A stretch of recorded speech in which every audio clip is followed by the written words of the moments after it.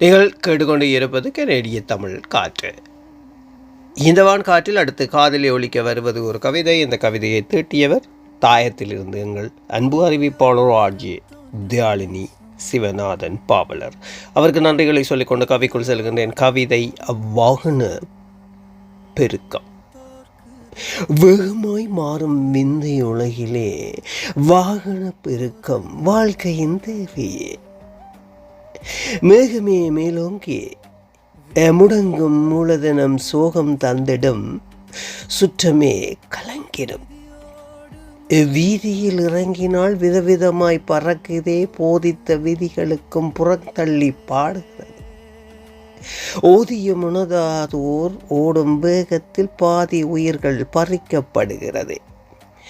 சீனா சப்பானின் சிறந்த தயாரிப்புக்கு நானா நீயாவென்று நாளும் போட்டி போட்டு தானாய் மாண்டிடும் தளிரான பிஞ்சுகள் ஏனோ சிந்திக்கவில்லை. ஏக்கமே மீதமாகுதே.